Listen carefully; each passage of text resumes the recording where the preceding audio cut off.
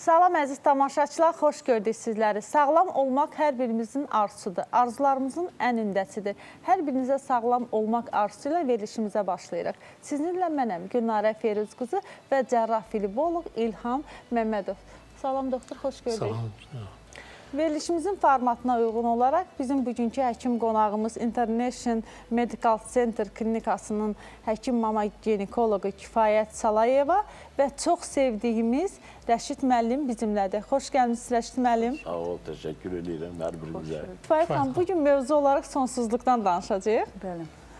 İstərdim elə, bax, sizin bu son metodikanız, yoxsa sonsuzluqdan məlumat verəksənə? Son metodikaya yaxlaşmadan öncə bir şey deyim. Yəni, mən çox şad oldum bu gün studiyada, sizin bu gözəl studiyada Rəşid müəllimlə yan-yana oturmuşuq. Böyük məmnunluq duyuram. Hər kəsə Allah nəsib eləməz dahilərlə. Yəni, Azərbaycan dahiləri çoxdur. Vallahi dahisin. Yəni, vətənpərvər, zəki insanlarımız çoxdur. Onları əldə gəzdirmək lazımdır, onların qədrini bilmək lazımdır. Mən də özümü bu Azərbaycanda bir qərib insan kimi hələ ki hiss edirəm. Eləmə. Amma... Mən buradayam. Çox sağ olun. Amma belə insanlarımızı gördükcə Azərbaycana bir qeyrət, qüvvət gəlir ki, yəni, Neujeli Rəşid müəllimlər, yəni dahilər burada varsa, biz də burada olmalıyıq. Azərbaycanda öz millətimizə xidmət eləyək. Və həqiqətən yan-yana oturmaq böyük fərəhdir. Mənim üçün əllərinizdən öpürük, dahilərə, müəllimlərə böyük ehtiramımız var. Sonsuzluq aktual problem olaraq indiyə qədər də qalır. Müsəlman dövləti olaraq bizdə də yəni bu problem çözülmək üzrədir. Əvvəl tüp bəbək süni maylanma deyəndə hər kəs pis yanaşırdısa, yəni qorxa-qorxa, ayıb bilə-bilə. Yəni get-gedə müasir dövrə çox gözəl imkanlar yarandı və hər kəs bunu, ən çox da gənclər, bu yeni texnologiya vasitəsilə, internet, sosial şəbəkələr vasitəsilə sonsuzluğun nə olduğunu, necə müayinə və müalicə metodları olduğunu özləri araşdırırlar, özlərinin yəqin ki, informasiyaları var, amma biz həkim olaraq, yəni biz bir millətçi olaraq, bizim bura çıxıb nə isə anlatmamız mənim üçün borcdur. Niyə borcdur? Onun üçün ki, mən yeni texnologiyaların hansıların Azərbaycana gətirilməsi, hansıların bizim üçün də bizim millət üçün tətbiq olunmasının çox tərəfdarıyam. Niyə bizim millət buradan daşınsın İrana, Türkiyəyə, məsələn, başqa ölkələrə, İsrailə, başqa ölkələrə. Yəni, təyyarədə oturmuşam, Rəşid müəllim, yanımda oturub gənc bir qadın uşağı qucağında İsrailə gedirik. Qızım, nə yaxşı, sən nə yaxşı? Təsadüf, bir dənə təsadüfü deyim. Bəs internetdə bir doktor tapdım, uşağım leykozdur, uşağımı İsrailə aparıram. Qızım, hansı xəstəxanaya, hansı həkimi? İnternetdən tapmışam həkimi, dedi və evimi satmışam, 100 min dollar pulla gedirəm ora uşağım təki ölməsin deyə. Mən bunun şahidiyəm, Günlərə xanım, İlham doktor. Yəni, belə şeylərin şahidiyəm və mən gedib İsrailə çatanda o doktorun kim olduğunu dövlət xəstəxanasında araşdırdım. İxilov xəstəxanasında dedilər, bu doktor, yəni bəzi üzdən İraq doktorlar kimi çox xətası olan, savadı zəif, savadı yetərincə olmayan bir doktorlardandır. Bizdə də çox delələr. Necə bizim bir başqa balaca bir rayon həkimi kimi, yəni qovulmuş həkimlərdəndir, Hayfa şəhəri var, orada işləyir. Bu doktoru qadın internetdən tapıb və yanlış ünvana gedir.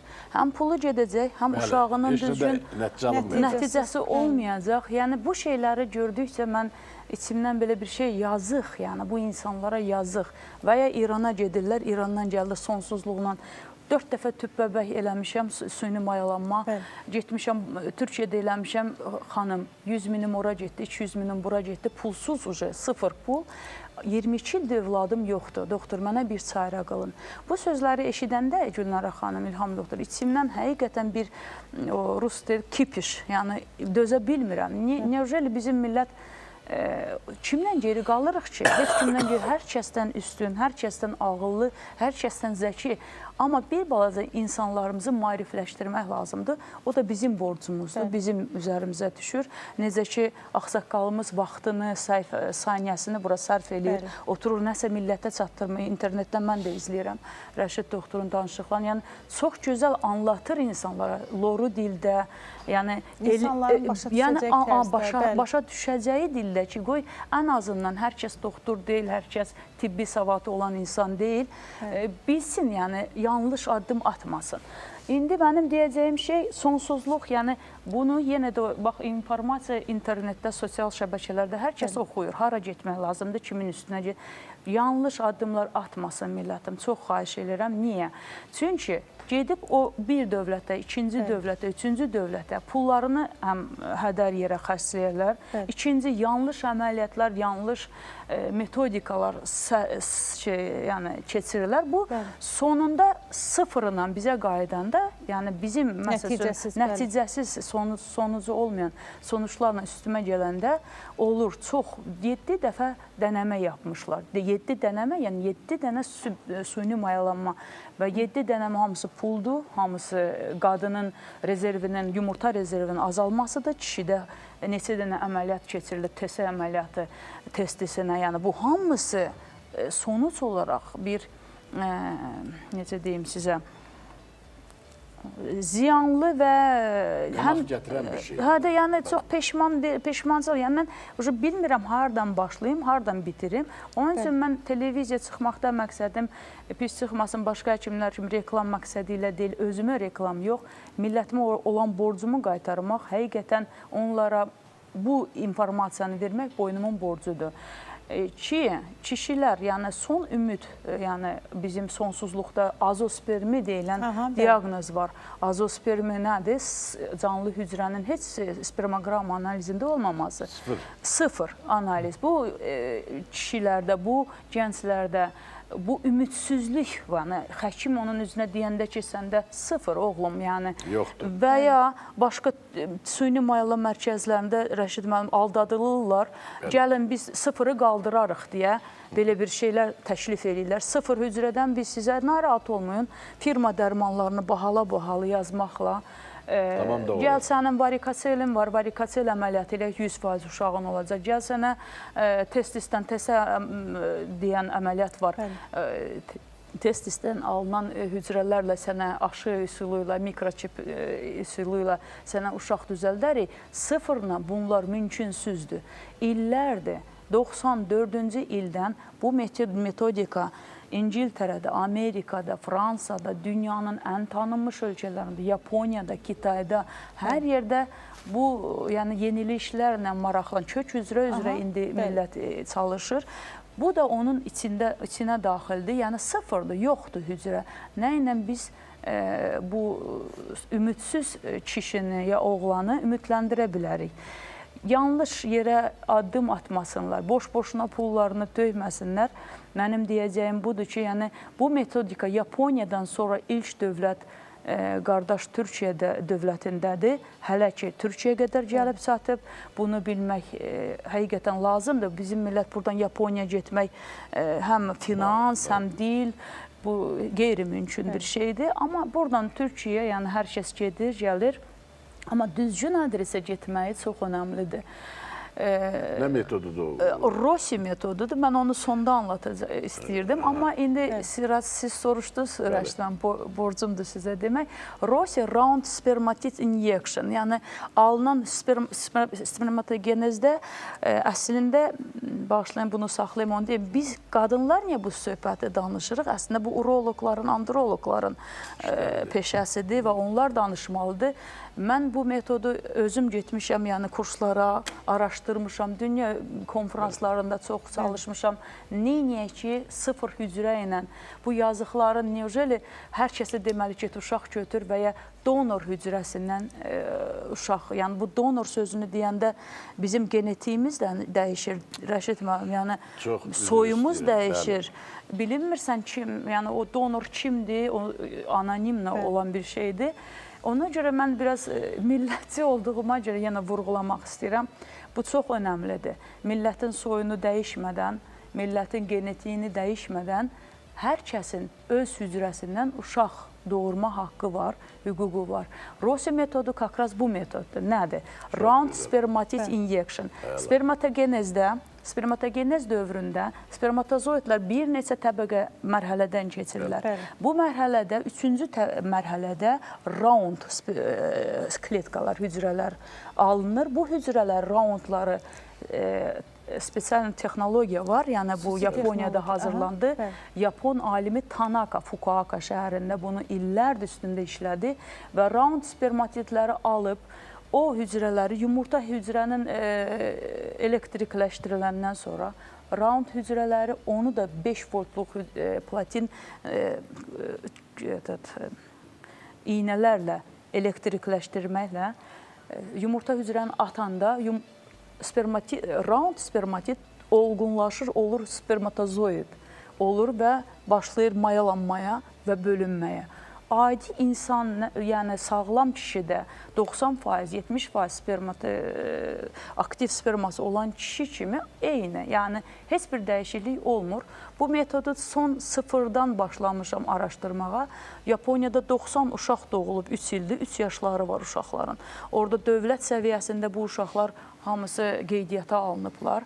İrax-ıraq, yəni xəstə uşaq doğulmasın deyə, bu metoddan bir zərər çəkən insan olmasın deyə dövlət səviyyəsində onlar hamısı qeydiyyatdadır. Bu uşaqlar ilkin dövrlərdə, ilk günlərindən tutmuş ta ki 3 yaşlarına qədər onların zehinləri, onların görmə qabiliyyəti, onların mimiki hərəkətlərindən tutmuş hamısı qeydiyyatla aparılıb. 2 uşaq sakat doğulub, onda birində dovşan dodaq, birində Down sindromu, o da yaş faktoruna, o da adi təbii halda da olur. Yaş varsa, demək bu problem nəinki bu metodla, başqa metod elə təbii doğal yolla da ola bilər. Ona görə də mən bu metoda çox üstünlük verdim. Sonra da Yapon alimin araşdırmalarından sonra harda bir başqa bir ölkə harda var? Türkiyədə var. Türkiyədə Ankara şəhərində getdim, həmin düz mənbəyə. İstanbulda da var, başqa yer. Amma Ankara bu işi gördü, bu insanlar bu işi gördü və doğulmuş 8 uşaq var. Demək, fevral ayından doğulan uşaqlarımız var sonuç olaraq. Doğulan uşaqların ikisi ekiz, iki qadın ekiz, o birilər tək-tək doğan qadınlar, hamısının uşaqları sapasağlam. Yəni, qarantiya var. Həqiqətən bu uşaqları biz elmi iş olaraq da rəş etməliyim. Yəni, bu təzə iş olduğu üçün, elmi iş olduğu üçün biz buna hamısının qeydiyyatını aparırıq. Nə qədər uşaq doğuldu və hansı sonuçları əldə elədik. Yəni, lazımdırmı bunu davam etdirmək? Necə ki, başqa ölkələr yasaq qoydu ki, biz də... Çox sağ olun, mən bir şey deyim, çox maraqlıdır. Həqiqətdə də bizim soyumuz dəyişir. Sadəcə kiminsə donordan alıb spermatozoidi yumurta hüceyrəsinə qoymaq, yəni buna biz bic doğuldu deyirik. Bizim yüzlərlə, minlərlə bic doğulmuş uşaqlarımız var. Amma kökündən gəlində danışaq. De görüm, aspermiya nədən əmələ gəlib? Niyə bunun uşaq olmur? Bunun yumurtası niyə olmur? Mən onun səbəbini deyim. Səbəblərindən biri odur, qidalarımız tamamilə normal deyil. Bir ildə Azərbaycana 50.000 tondan çox palma yağı gəlir. Dünyanın heç yerində palma yağından istifadə olunmur. Çox sağ olun. Bunların hamısı, qidalarımızın normal olması, buradan bizdə qida nəyi var? Təhlükəsizlik komitəsi var. Onlara deyirəm, mən təvaqqə edirəm və xahiş edirəm, qidalarımızın saflığına çalışın. Əgər siz də rüşvətxor olacaqsınızsa və bu ölkəyə ziyan gətirəcəksə, bu millətin sonu yoxdur. Soyumuz tamamilə dəyişəcək onda. Bəli, bunlar düz yol götürüblər. Doğrudan da özünün o spermatogenez bir sənəti spermatozoid 64 gün yarım əmələ gəlir. Fikir verin. Yalan mı deyirəm? Yox, düzdür. Mən qinekolog deyiləm, apışır. Yəni, bu əmələ gələn əvvəlcə leydi hüceyrələrində əmələ gəlir, keçir sartoliyəcə böyük. Elə bilin ki, bu spermatozoid nədir bilsən? Milyonlarla əmələ gəlir. Nə tərəflər? Onun ilk rüşeyimi leydi hüceyrəsində qoyulur. Elə bilin ki, kenguru var, uşağı balasını doğur, balaca bu boyda 2 santimetr şeydir, gəlir kisəyə dolu, durur orada əmir və böyür.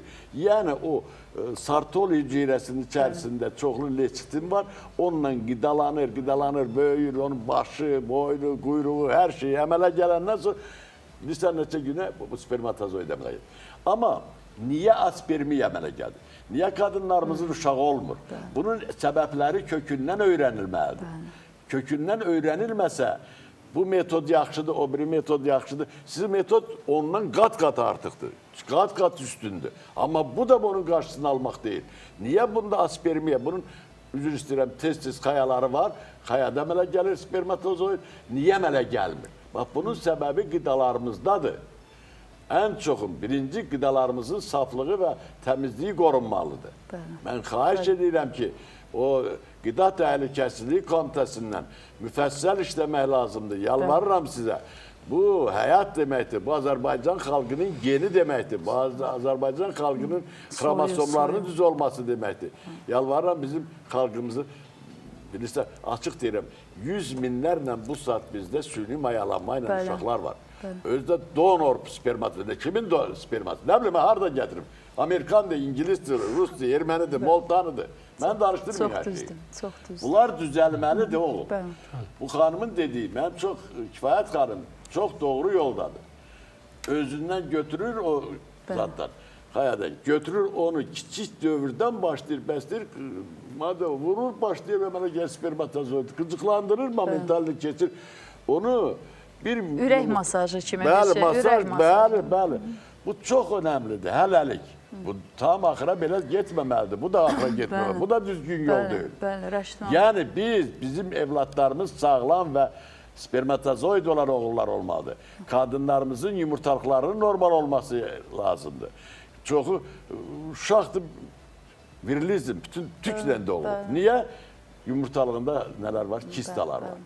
Yəni onda hər bir qadında kişi və qadın hormonları var. Deməli, qadının kişi hormonu əmələ gətirənlər, hüceyrələr çoxalır və onda nə testosteron çox olur, testosteron çox olanda başlayır tük çıxmağa. Yəni, bunlar çox önəmlidir. Bizim xalqımız çalışıb kökündən dəyişməlidir buna. Niyə bu adamda aspermiya var? Niyə bu adamda spermatozoidlər hərəkətsizdir? Var, amma hərəkətsizdir, hərəkət edə bilmir. Səbəblər aydınlaşdırılmalıdır, ortalığa çıxmalıdır və xalqımız bununla da tam türk soy kökünü saxlaya biləcək. Yoxsa mənim, açıq deyirəm, onlara bizim dildə köhnə zamanı biz doğulmuş uşaqlar deyirlər. Bu həqiqətdir. Yalan deyirəmsə deyirəm. Bəlkə sən qorxursan, yox, mən qorxmuram. Həqiqətdir bu xanım. Düz, nə deyir, Amma düz sözə. bu yol ondan progresiv yoldur. Amma bu yolda mən bəyənmirəm. Əslində onun səbəbi dəqiqləşməlidir. Səbəb niyə? Bu adam niyə oldu belə? Aspermiyası niyə oldu bunun?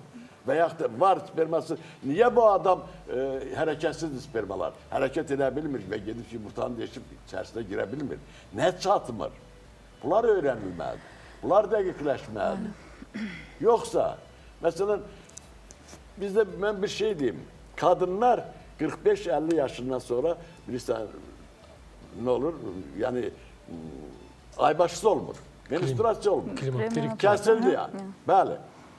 Kəsildirsə, bundan sonra qadın mütləq kalsium D3 içməlidir. O kalsium D3, kalsium D3 də düz deyil. Kalsium onsuz da gedən kimi hasadca sidi ilə hamısı tökülür bayra. Onun adı kalsiterol var, yəni vitamin D. Kalsiterol, o kalsini qəti buraxmaz, heç rəylə birləşməz o. O vitamin D3. Mən də həkim kimi işləyirəm, mən revmatizm həkimiyəm. And olsun Allah rengin aparıb, ay kişi, 3 dənə fəqərənin içi yoxdur. Fəqərənin qabıqca qalıb. Allah göstərməsin. O yatdısa, bütün sinir sistemi dağıldı, bütün paraliz olur adam. Niyə yoxdur? Sümük əmələ gəlmir. Əriyir. Sümük yox olur. Sümüyün də bir yaşama hüceyrəsi, bir yaşama müddəti var. Ondan sonra yox olur. Amma vitamin D, o sümük yaradır. Osteoblastları yaradan o vitamin D'dir. Ağrılarla rahat edir. Bunlar, akşer ginekologlar bunu kadınlara birbaşa anlatmalıdırlar. Amma mən deyəndə deyir ki, sən ginekologa deyirsən, sən nə ixtiyarın var bunu deməyə. Amma ixtiyarım var, mən bilirəm bunların hamısını. Mən fizyologum, mən bunlar sənətini bilirəm. Amma bunlar deyilməlidir, bu bizim xalq. Rəşid Çox müəllim, təşəkkür edirəm ki, bu mütərəqqi bir fikirdir. Həqiqətən də mənim soyumu saxlayırsan, yeni saxlayırsan, bu nədir? Türk xalqıdır. Azərbaycan millətidir. Mən Azərbaycan da. Amma Azərbaycan milləti yoxdur, Türk milləti var. Azərbaycan torpaq adıdır. Yəni, o başqasının spermasından əmələ gəlməyib. Düzdür, alladırlar milləti, yalan deyirlər, onun hamısı bizdir.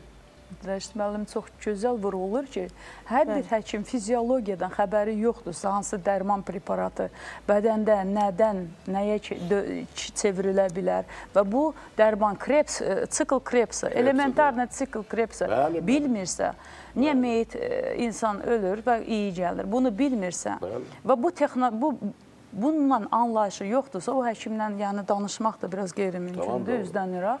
Rəşid doktor, Rəşid müəllim, professorumuz nə dedirsə qatılıram.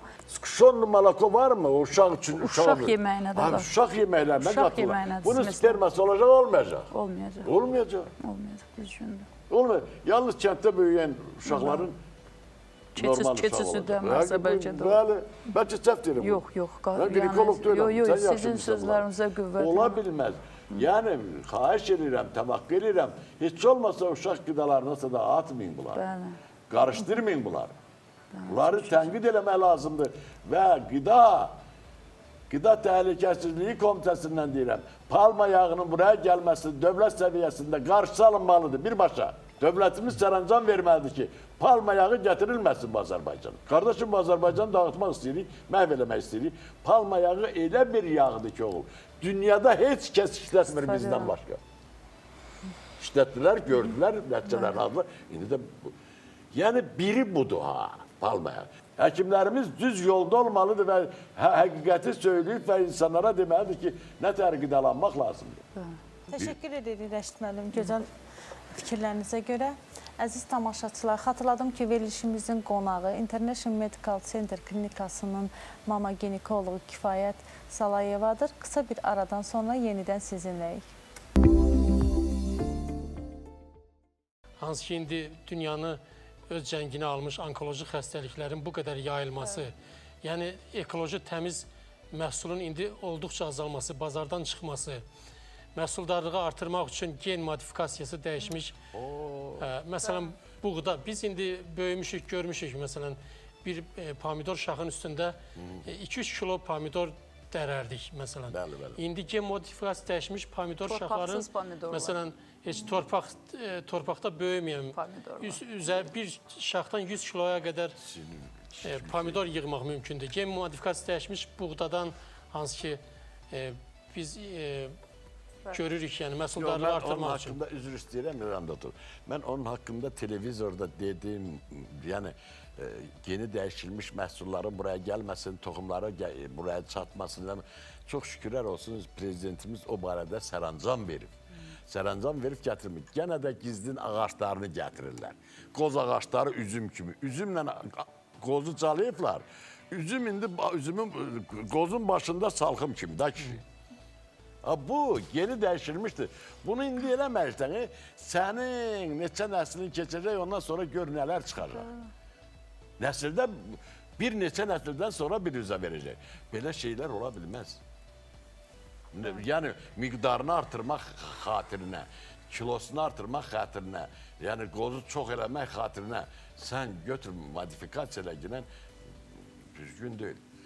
Bax, o pomidoru yerdik biz, 3 gün qalardı, o çürüyərdi. Pomidor aylarla qaralma kimi şey top buradaca durur, daş kimi. Daş kimi.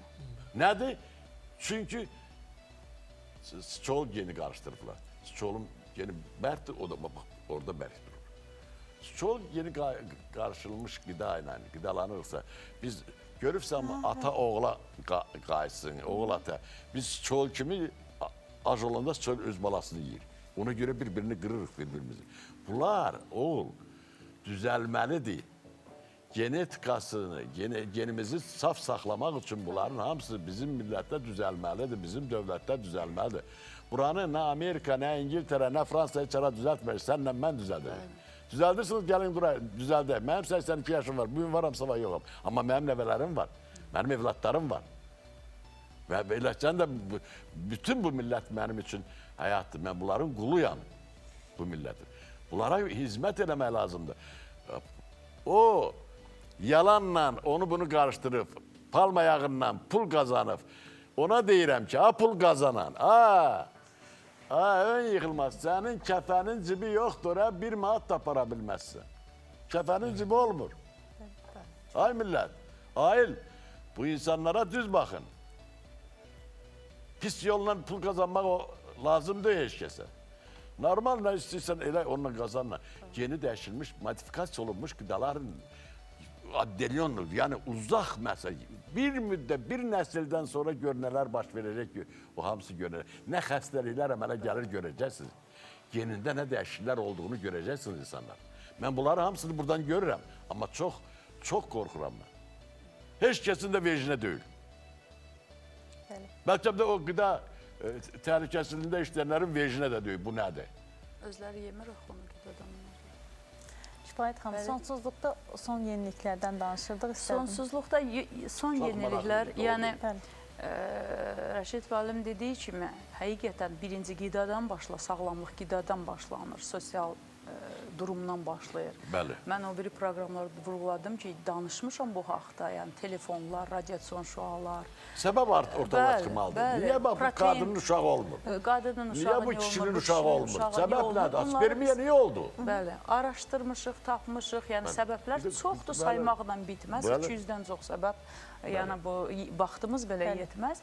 Mən bugünkü gün, yəni millətimi ayıltmaq məqsədi, burada danışmaqda məqsədim odur. Donordan övlad düzəltməyə dəyməz. Yəni, hər kəs öz genetiyin, öz hücrəsindən, yəni öz soyunu davam, hər kəs istəyər öz soyunu davam elətdirsin və bizim millət olaraq həyat yox olmamamıza səbəb olmasınlar. Niyə hər kəs gedir, mənim yoxdursa azospermi gəl donordan. Ən rahat və yanlış metod. Gəl sənə donordan düzəldək, rahat və qiyməti də qəşəng, pul qazanmaq üçün çox gözəl metoddur. Amma var təzə metod və bundan sonra da kök hücrə üstündə yəni işlənilir illərdir. İnşallah ki, gün gələcək, əvvəl gülürdük, klon nə deməkdir, klon ola bilərmi, olmazmı? Bu dəqiqə klonlaşdırma, bu metodlar işlə tətbiq olunur, yasaq olsa da, gizli qaydada olsa da, bəzi dövlətlərdə buna finans ayrılırlar, işləmlər gedir. Gün gələcək, biz bunu da yəqin, biz görməsək də nəsillər görəcək. Amma bugünkü gün yenilik, yəni Rosi metodu, Rosi texnologiyası, hər bir azospermi 0 hücrə olan kişilər ümidsizləşməsinlər. Yəni, bu metodla öz uşağını dünya gətirmə şansına malikdir. Və qadınlarda deyək, qadınlar da eyni kişilər kimi. Yəni, necə biz yumurta rezervi, kişilər gedir, varikasiya əməliyyatı, firma dərmanları bahalı, uzun müddətli həm də tətbiq olunur. Yüksək dozada.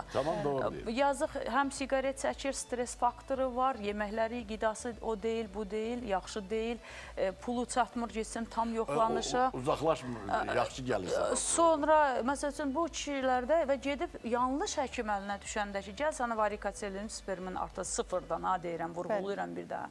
Gəl sənə bu dərmanları verəcəm, 0 olacaq 150, belə bir şey yoxdur, yanlış danışmasınlar. Niyə aldadıla bu insanlar məhv olunmasın? Düzgün adresə, pulunu çox töymədən, xərcləmədən, yəni heç olmasa ən azından səbəbin bildi 0-dır, bilir yoxdur. Son metod nədir? Rosi metodudur. Gedəsən, düzgün adresdə öz uşağını düzəldib qayıdasın. Və bir şey də Rəşid müəllim eşitdim, çox belə həddindən artıq mənə hirsimə getdi. Başqa millətlər üstümüzdə gülür ki, yəni Azərbaycanda donor yasaq deyildi. Yəni donor çox rahat və yasaq. Bizə belə baxmaqlarına mən istəmirəm, Rəşid müəllim. O başqa millətin qanı da lazımdır. Bəli, bizə belə üstdən aşağı baxmaq, yəni nə qədər biz geri qalmış, geri zəkalı. Sağ ol Kifayət xanım. O xanım, o kök hüceyrə deyirlər, sütun hüceyrə. Mən onu fiziologiyadan bilavasitə dərsliyə salmışam ki, tələbələr bilsin. Dərsliyə. Heç kəs yazmayıb. Dünyada ilk dəfə olaraq mən salmışam onu dərsliyə. Bilirsiniz ki, xanım, o kök hüceyrə, bilirsiniz nədir? Blast hüceyrədir. Ondan, yəni, bax, o ağac varmı? Ağacı kəsdin, qurutdun, qabığını soydun, taxt elədin. Ondan şkaf da olar, stol da olar, nə bilim, pol da olar, hər şey ola bilər. Yəni oblast hüceyrə, yəni o kök hüceyrə, Allah əsası. bax o kök hüceyrə mayalanmış yumurtanı, bunu ilk dəfə 1998-ci ildə Beker tapıb. Bekerlə Houston. Onlar görünə mayalanmış yumurta görüb ki, bir yumurta içərisində 143 dənə ayrıca hüceyrə əmələ gəlir, iri hüceyrələrdir. Amma ətrafında isə onun 5000-dən çox hüceyrə var. Bir həftə, 5 günə. O 43 hüceyrə, 143 hüceyrə başlayır nə eləməyə? Başlayır segmentasiya uğramağa. Bu üçü birləşir qaraciyər əmələ. Qaraciyərdə epitel hüceyrəsi də var. Biri cavab verir o epitel hüceyrəsi üçün. Orada əzələ də var, axacaq gedir onun içərisinə. Əzələ cavabdehdir. Nə bilim, hərəsi bir şeyə cavabdehdir. Bir qrupu yığılır, beyin əmələ gətirir. Deməli, bir hüceyrədən bütün sümük də hər şey əmələ gətirmək olar. Amma Beker düz yolla getmədilər. Bilmirəm onu, dərman firmalarımı qorxuzdu. Nə qardısa, onlar getdilər klonlaşdırmağa. 17 dənə canlı alıblar indiyə qədər. Nədir onu? Sıçan alıblar, pişik alıblar, quzu alıblar, nələr alıblar. Bunların hamısı, bu heyvanların hamısı doğub da törəmir. Nəşə alırsa bunun da. Mənasız şeydir. Elədirsə, onlar gör nədir? Şəkər xəstəliyini bilirsiniz. Şəkər xəstəliyi, pankreas vəzin nə idi? Beta hüceyrələrinin zədələnməsidir. Yəni oradan insulin ifraz oluna bilmir, zəifdir. Elədir mi ayol? Sən o hüceyrəni, kök hüceyrəni alıb da onu venasına vur, yesin orada çoxalsın və insulin yaratsın. Ona elə maddə vurarsan. Bax, böyrək. 28 günə, bax, bir dənə bankanın içində böyrək hazırlamaq mümkündür. Öz kök hüceyrəsi olsa. Ona görə kök hüceyrənin bankını yaratmaq lazımdır. Çox danışmışam mən bu barədə televizorda. Hətta neçənci illəridir bilmirəm. Deməli, bir televiziyasından burada zat keçirirlər. Bizim Azərbaycandan kök hüceyrənə bircə mən çıxdım. 4 adam olmalıdır. 2 profesör, 2 dahsin. Heç oxumayıblar sən də mənə ki, kök hüceyrə var. Fikir verin. Orada da böyük bir aləm qarışıb. Yəni bu kök hüceyrələr vacib olan şeydir. Bizim ölkəmizdə bu istifadə olunmalıdır və bundan o hüceyrədən spermada yaratmaq olur, epitel hüceyrəsi. Amma onlardan, zaddan Bekerin əhəmiyyəti ondan ibarət oldu ki, xüsusi sümüyü uzatmaq üçün, çox böyütmək üçün xüsusi hüceyrə alır. Ona bon morfogenik protein deyirlər. 25 santimetr sümüyü uzatmaq olar, ha kişi. Görün, yalnız bir hüceyrə. Amma orqanizmdə 4 toxuma deyirlər. Nə 4 toxuma? 350 cür hüceyrə var. Gərək onun hamısı alınsın və ondan sonra mən yazmışam, kök hüceyrələr, sütun hüceyrələr, gələcək təbabət onlardan asılıdır. O, bizim bütün orqanlarımızın nə idi? O, bizim bütün orqanlarımızın zapçastıdır. Necə maşının kırılosu var. Transplantologiyada. Bəli, bütün orqanları yaratmaq mümkündür o hüceyrədə. Nə var onun? Allah da elə yaradır ki, hər 10.000 hüceyrə bədənimizdə bir dənə o kök hüceyrədən qoyur. Biraz zədələnsə, onun yerini təzələnməyə gəlsin. Allahın işini əl uzatmaq kimi bir şeydir. Əstəğfurullah. Biz indi maksimalna tibb hara qədər imkan yaradır onu. Qadınlarda da vurğulamaq istəyərdim PRP metoddur. PRP təzə başlanğıc, yəni son metodlar göstərir ki, bu biraz təkan verir. Yəni, əgər yumurta rezervi azalan qadınlarda, yumurta rezervi də niyə azalır?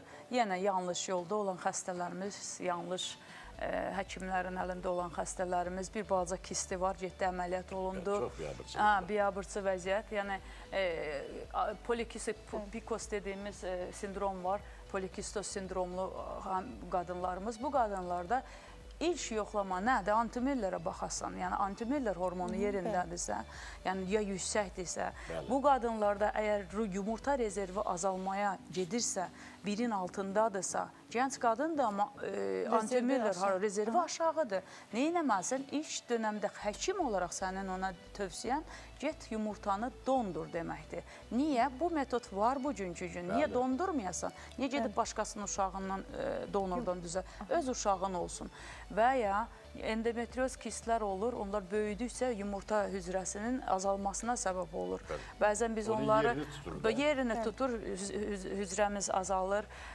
D vitamini doktorumuz dediyi kimi, professor dediyi kimi, yəni D vitamin çatışmamazlığı nələrə gətirib çıxardır. Bunu hər kəsə anlatmamız lazımdır və vaxtında müraciət və vaxtında düzgün qoyulmuş diaqnoz qadınlarda, kişilərdə bizi yanlış yola yönəltməz.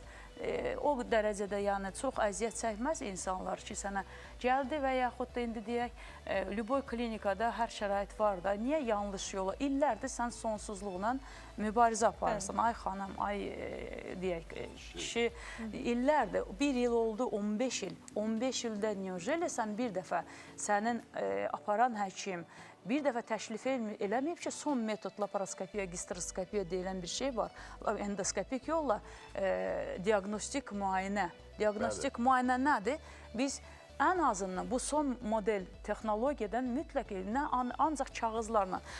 Yazıq bizdə akademik Zelinski deyirdi həmişə ki, deyirdi kağızları müalicə eləməyin, simptomları müalicə eləyin. Yəni simptomları xəstənin səbəbi aradan qalır. Siz elə analiz müalicə eləmək lazım deyil. Analiz səhv də çıxa bilər, yanlış da ola bilər. Ona görə də ilk tövsiyəm odur ki, əgər 1 ildən 3 ilə qədər xanımlarda sonsuzluq diaqnozu aşkarlanıbsa, təsdiqlənibsə, hansı tərəfdən bilmirəm, antimülleri mi azdır, kisti mi oldu, miyomu mu oldu, polipi mi oldu, nə oldu?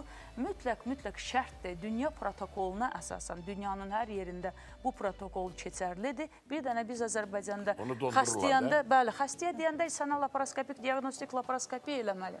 Əməliyyat da adı, əməliyyat. Xəstə şoka düşür, ay doktor yəqin pul çəkmək üçün məndən əməliyyat istəyir. Bu əməliyyatı biz son diaqnoz qoymaq üçün istəyirik. Bunu biləsiniz, xalqıma müraciət edirəm. Laparoskopiyada nəyi görürük, doktor? 2-3 dəlik, balaca dəlik vasitəsilə giririk. Ekranda 30 dərəcə böyüdülmüş vəziyyətdə endometriozu var, yoxdur, onu görürük. Yəni biz onu UZI-də görə bilmirik. Bəli. Brıjeykalarda olur, qarın boşluğunda, bəli, brişinada olur. Biz onu UZI-də heç cür görə bilmərik və mümkün deyil. Plus, polikistikdirsə yumurtanın müalicəsi, əgər miyomu varsa, böyük miyomu, serozdursa, çox vaxt serozlara dəyilməməlidir. Seroz miyomalar 100 yaşa qədər qadın onu yaşaya bilər, yaşayırlar da, yəni buna dəymək yasaqdır. Əgər əməliyyat göstərisi varsa eləmək lazımdır, yoxdursa dəymək lazımdır. Adnamomentlə bir narkoz altında eyni xəstəyə əgər sonsuzluq təsdiqlənibsə, gistroskopik yolla da altdan uşaqlıq daxili gistroskopiya, yəni bu da bir diaqnostik metoddur. Diaqnostik metod nə görürük? Girdik uşaqlıq daxilinə, yapışqanlıq var, yoxdur, polip var, yoxdur, endometrit əlamətləri vardı, yoxdur, sinexiyalar var, yoxdur, septalar olur, yəni matka işiyə, ara kəsmələr, çox vaxt düşüklərlə nəticələnir bu qadınlar, çox saylı düşüklər olan qadınlar. Bunu bircə dənə bu elementar 5 dəqiqəlik əməliyyat, maksimum 10 dəqiqə vaxt sərf edirsən. Amma ən azından o septanı ortadan qaldırarsansa, o septum problemi həll oluna çözülərsə, sinexiyalar aradan, yapışıqlıqlar aradan qaldırılarsa, bu xanım asanlıqla özü uşağa qalar, nəinki gedər süni maylanmaya. Çox maraqlı şeydir bu, doğrudan o dondurma deyilər. Bu saat təbabətdə çox geniş istifadə olunur ki, təzə metoddur. Deməli, əgər rak xəstəliyi varsa hər hansı bir orqanda, əgər metastaz vermirsə, ximioterapiyadan qabaq onu iğnə ilə dondururlar. Dondururlar və o vəziyyətdə saxlayırlar, o hüceyrələr arta bilməz, çoxala bilməz, böyüyə bilməz və çox önəmli bir şey. Bunları bu texnologiyanı gətirmək lazımdır. Rəşid Bunlar doktor, lazımdır çox. bu Azərbaycanda çox gözəl şeydir. Bəli, neçə tanışım var, yəni gənc oğlanlarında rak olubdur, leykoz xəstəliyi, qızında rak olubdur, xərsən xəstə, amma sağalıblar. Amma ximioterapiya, luçi terapiya keçib, ximioterapiya keçib. Luçi bu insan o dövr, o müalicə metodundan öncə öz hücrəsini dondursaydı, yəni sağlam hücrəsini dondursaydı, yəni bəli. Bu metodu mən anlatmaq istəyirəm, yəni millətimə. Çox gözəl. Antimüller hormonun vaxtında müayinəsi mütləq şərtdir. mütləq şərtdir. Yəni rezerv Bax, azalırsa bu kəndçi, bu cəmaat nə bilsin antimüller. yumurta Elə şey hücrə- danışmırlar ki, qoy o cəmaat anlasın da. Mən istəyirsən latınca danışmaq. Yəni antimüller hormon qadın yumurtalığının, qocalığının, qocalıb Ay, qocalmamasından sağ ol. xəbər verən bir hormondur. Yəni biz ultrasonda gördüksə bir follikul, gənc qızdır 21 yaşında, mən belə eləyirəm, deyək ən birinci UZI-də baxırıq. Əgər bir follikul 21 yaşı var, amma bir tək follikulu var və ya çox follikulu var polikistik, bu mütləq antimüllərə baxıram. Əgər antimüller hormon bunun rezervi yoxdur, azalıbsa, birin altındadırsa, demək bunu yubatmağın, gəl mən sənə bu ay müalicə eləyim, gələn ay qalasın uşağa, bu ay yox, o bir ay qalar, belə bir şey yoxdur. Tamam. Sıfırdan aşağıdırsa, bu deməkdir, menopoza girir bu xanım. Ona hansı sən dərmanı, onun da dərmanı deyilən belə bir şey yoxdur. Antimüller heç bir şeylə yüksəldilmir. Və biz burada PRP-ni, son metodika PRP-ni biraz Elə bir təkmilləşdiririk. Azərbaycan xalqına İngiliscə dərs deyirsən. Hə, yəni başa həmin sala metod sala. yenə də qandan, insanın öz qanından alınır, hardasa 6 millilitrə qədər. Həmin qan spesial aparatdan keçirir, sentrifugadan alınan plazma qatı, yəni tam araşdırılır, ayrılır. Həmin təbəqədən şpritslə götürülür, yumurtanın özünə yeridirik. Biraz ozonlaşdırılmış vəziyyətdə. Bu süni maylanma mərkəzlərində, amma son belə super-puper sonuc verməyib. Amma ən azından bu necə üzə vurub qadınlar gəncləşir, gözəlləşir. Üzdə sonucu görmüşük Rəşid müəllim. Amma yumurtalar da son olaraq qəşəng son veriləcək. 6 aydan sonra bilinir axı sonuc. Hər qadında 6 aydan bir yumurta hücrə yeniləşir. Yəni 6 aydan sonra bu qadın bizə hansı sonucu verəcək biz dəqiq bilə bilmirik. Biraz uzun sürə olur bu cavabı almaq. Amma ən azından bu metodlar var, bu araşdırmalar var. Yəni biz yanlış yoldan düz yola yönəlməliyik. Bunu tövsiyə eləyərəm. Düzgün diaqnostika və düzgün qoyulmuş diaqnoz xəstəyə, onun donora ehtiyacını azaldacaq. Bu donor söhbəti Azərbaycanda yığışılacaq inşallah. Niyə ki, başqa millətlər bizim üstümüzdə gülməlidir ki, sizdə yasaq deyil, sizdə yəni... Bütün ölkələrdə yasaq deyil. Sizdə yəni, sizin millət provokasiya eləyib, yəni donorsa donor. Niyə olsun ki, belə bir söhbət? Yəni, mən bunu çox ciddiyə alıram. Nə oldu? Başqa ölkələr millət olaraq öz millətini qorumağa biz bacarmırıq bu işi və bu iş həqiqətən bir spekulyasiya, yəni tüp bəbək mərkəz spekulyasiya vəziyyətində genişləndirilirsə, yayılırsa, mən bunun əleyhinəyəm. Mən bunun əleyhiyəm. Niyə gedib öyrənməyək, niyə araşdırmayaq, başqa nə təklif eləyə bilərik xəstəyə? Yəni, dərmanla düzəldə bilməyən başqa bir 21-ci əsrdə, yəni başqa texnologiyalar var, başqa üsullar var. Bunu təkmilləşdirməliyik. İnşallah Azərbaycanda da gəlib çatar və dediyim kimi son diaqnostik metodu, laparoskopiya, gisteroskopiya metodu. Girirsən 10 ildə uşağı yoxdur, Rəşid müəllim, girirsən qarın boşluğu doludur maye ilə. Bir insan baxmayıb ki, bu qadının qarnına niyə doludur maye ilə? Mayeni göndəririk sitologiyaya, gəlir cavab ki, vərəm diaqnozu. Genitalinin vərəmidir. Genitalinin vərəmi ilə 10 il bu adama hormonal dərmanlar gedir. Yəni, bu düzgün nə müalicə metodu deyil, nə müayinə metodu deyil. Halbuki bir dənə laparoskopla girib görsəydilər, bunun boruları doludur maye ilə və bu muayenin tərkibi nədir? Və onu düzgün müalicə ilə tuberkuloz mərkəzə getsəydi, vərəm mərkəzinə düzgün müalicə vaxtında uşaq dünyaya gətirərdi. Və laparoskopiya, gisteroskopiyada deyəcəyim bu, deyirəm, vurğuluyuram ki, deyirlər, əməliyyatdır deyə qorxurlar. Maksimum 20-30 dəqiqəlik əməliyyatdır, ən azından son diaqnoz, nəyin var xanım sənin, niyə uşaq dünyaya hamilə qala bilmirsən, niyə bu düşüklərlə nəticələnir, son diaqnoz olaraq bu son diaqnozu təsdiqləyə bilirik. Bundan qorxmasınlar, çəkinməsinlər. Kifayət xanım, doğrudan da Rəşid müəllim, çox sağ olun, çox dəyərli fikirlərinizi bizlərlə, tamaşaçılarımızla paylaşırsınız və doğrudan da çox ciddi bir mövzudan söhbət gedir. Çox ciddidir, doğrudan ciddidir. Sonsuzluq çox ciddi sosial problemlərə aparıb çıxaran bir problemdir. Ailələr dağılır, biz bilirik və çox zaman sonsuzluq ortaya çıxanda bir tərəfli xanımlar günahlandırılır. Amma araşdırmalar göstərir ki, sonsuzluğun 50-nin 50-yə hardasa... Əlbəttə. Yəni bu dünya üzrə konfranslarda da təsdiqlənir. Hər yerdə son, yəni o biri dediyim çıxışlarında dediyim kimi bu sosial vəziyyət, kişilərin stres faktorları, yedikləri, içdikləri, proteinlərdən istifadə, onun muskulu var, mənim də muskulum olmalıdır deyə. Yəni gənc oğlanlar gəlir, gənc ailələr gəlir, sıfır sperma ilə. Çox gülünc vəziyyətdir. Bu hellərdir, bu içkilərdir, bizondur, nə bilim, satılır, energetik sulardır. Bunlardan istifadəni yasaqlamaq lazımdır. Hamilələr, qadınlara, bir də onu deyim, ginekoloq kimi, bəzi ginekoloqlar deksametazonu adi bir iynə bilib hər kəsə yazırlar, Rəşid müəllim. Hər kəsə yazılmaz bu iynə. Hər kəsə yazılmamalıdır bu iynə.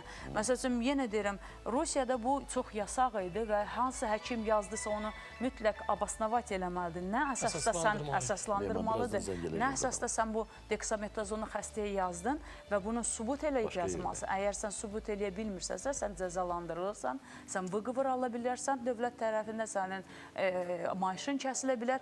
Bu, biraz yasaqlanmalıdır. Deksametazonla doğulan uşaqların çoxsunda, yenə deyim ki, xromosom dəyişikliklər biz görürük. Kişilərdə qadın kimi fiqura, tüksüzlük, bəzi funksiyaların azalması. Bu geylər var ha?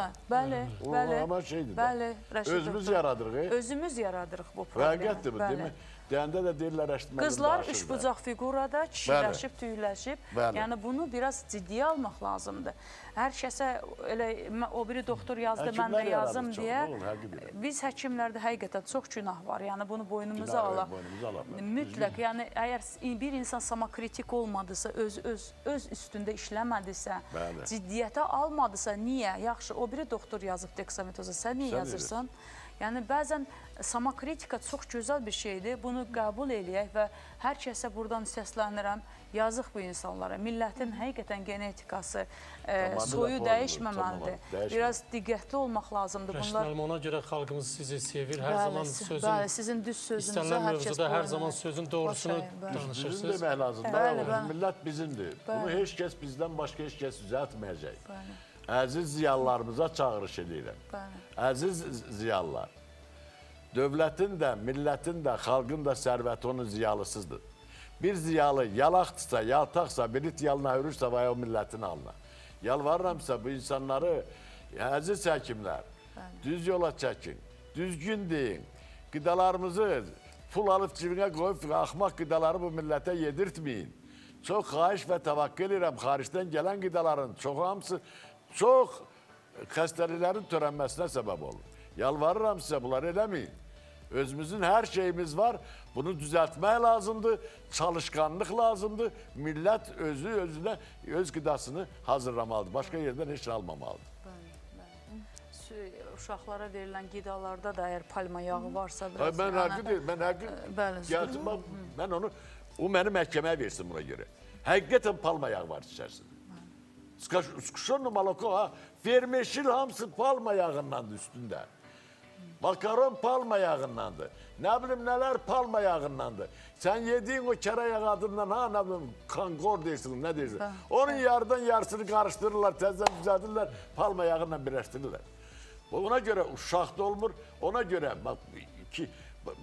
geylər də mənə gəlir, ona görə aspermiya da yaranır, qadınlarda da yumurtalıq çatdan qalır. Bunlar hamısı bizim problemdir. Bizim problemdir, bizim xalqın problemidir. Əziz tamaşaçılar, xatırladım ki, verilişimiz bizim ev mebel şəhərciyinin sponsorluğu ilə yayımlanır. Bugünkü görünüşümə görə Aybikə Qələndərli Estetik Gözəllik Mərkəzinə təşəkkürümü bildirmək istəyirəm. Xüsusilə də Esiya və Zülya xanıma təşəkkürümü bildirirəm. Çox sağ olun Rəşid müəllim, dəyərli vaxtınızı ayırdınız. Dəyərli məsləhətlərinizi xalqımızla bölüşdünüz. Çox sağ olun Kifayət xanım, ətraflı məlumat üçün. Əziz tamaşaçılar, sağlamlığınızın qədrini bilin. Çünki çox dəyərlidir. Özünüzü sevin və bizi izləyin. Sağ olun, sağlıqla qalın.